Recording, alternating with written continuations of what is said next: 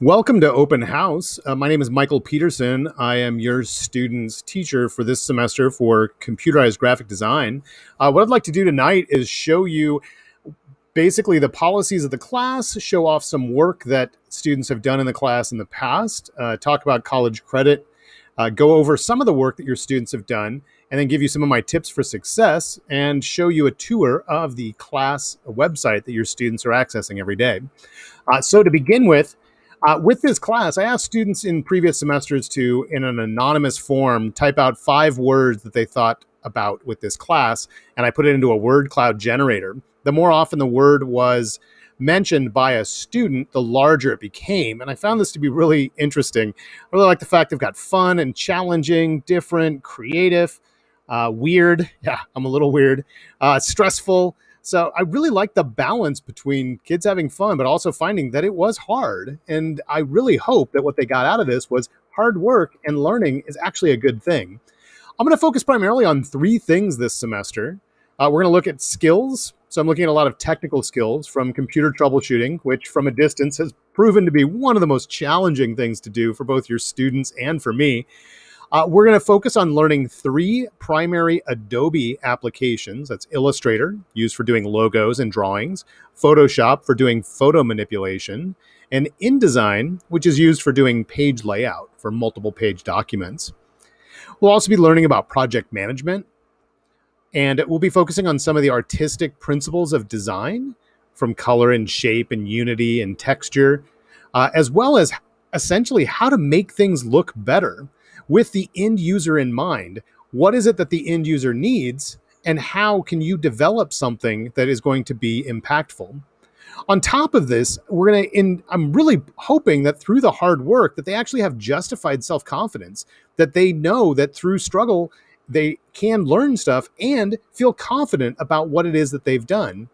Also, the class is very heavy in problem solving. It's a big part of design, but it's also a big part of learning new, very difficult software applications, and made even more so from doing this at a distance.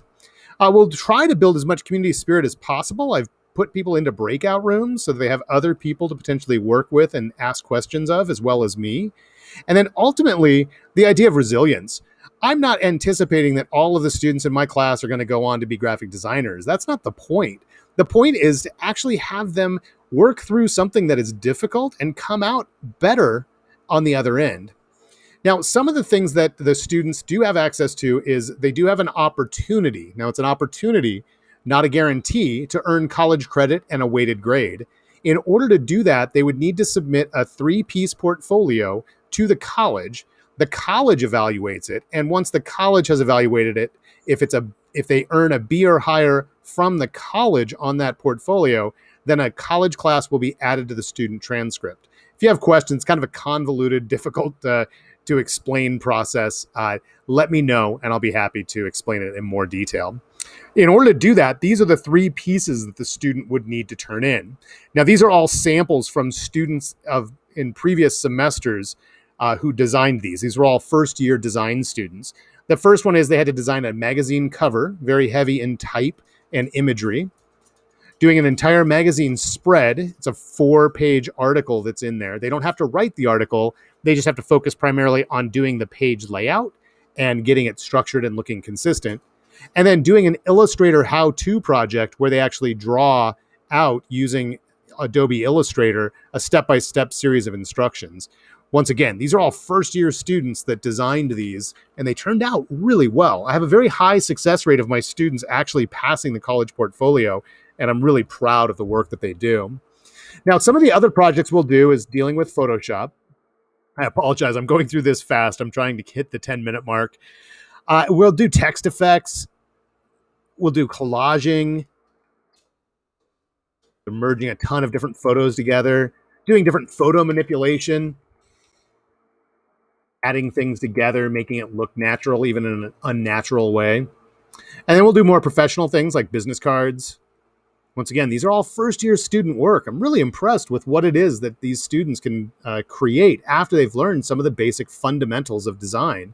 We've done skateboard design layouts before. We've done full business packages and envelopes and letterhead and stationery, a logo design.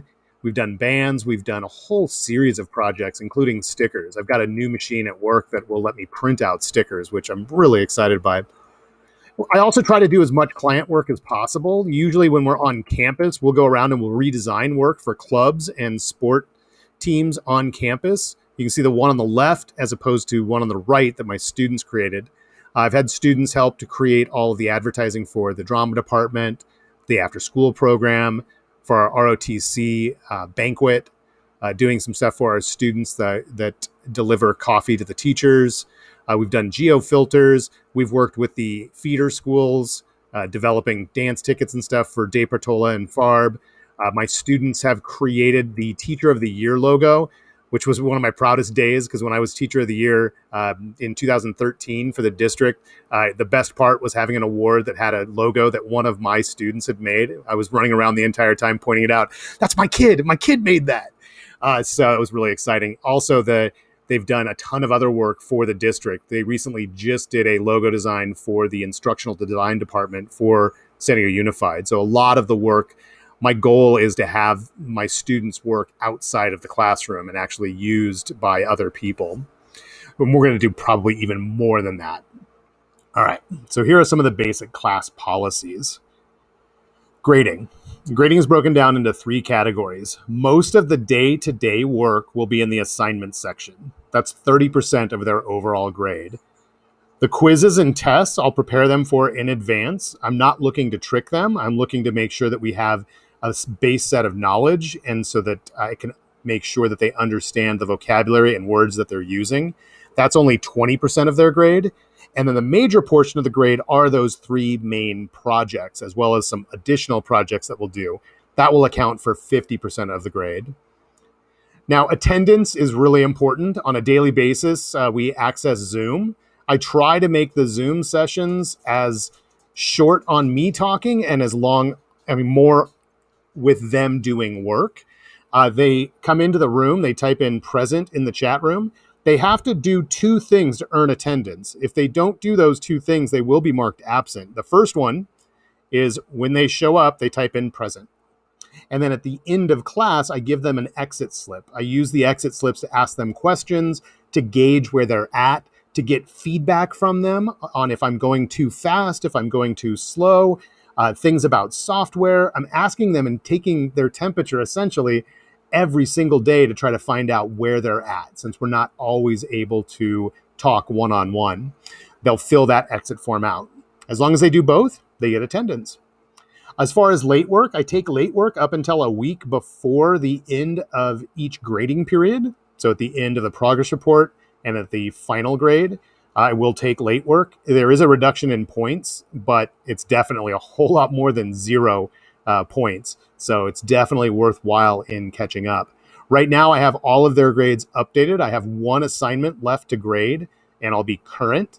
If they're missing 1 or 2 things in there right now, their grade may look really low, but I'll show you where to access their grades so you can keep an eye on it. As far as getting help, I'm in class every single day. The kids are really good about sending me messages and asking me questions. I send personalized screencasts to answer their technical issues. So I've had students contacting me late into the evening, and I've been recording individualized responses for each of them. And there's a way in Canvas that they can message me directly. I've been spending a lot of time in communication with students, both in class and outside of class, so they know how to get a hold of me. And I'm always inviting, telling them, ask me questions. That's one of the biggest ways to be successful. That really leads into this.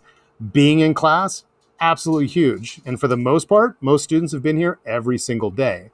It's difficult, though, because they have their monitors off. So it's very hard for me to tell whether or not they check in and walk away. So if you could help encourage them to get over their shyness and turn their monitors on, that would be fantastic. Teaching to a blank wall is really, really tricky. They really need to ask questions. That's the number 1 thing. Ask questions, ask frequently, and there is no dumb question. Just keep asking.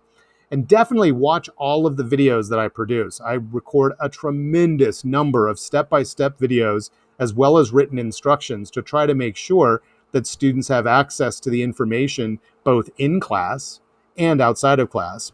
And really the biggest thing is to be proactive. You really need to find solutions to problems and not just wait for me to solve it. They need to start coming up with their own solutions, but I am totally here to help support them. All right, let's take a moment and I will take you through the basics of the Canvas class. I appreciate you bearing with the speed at which I'm going. I am definitely trying to get through a lot of stuff. It's like drinking from a fire hose. So I'm going to pause this and I will show you the next piece, which is the tour of the class.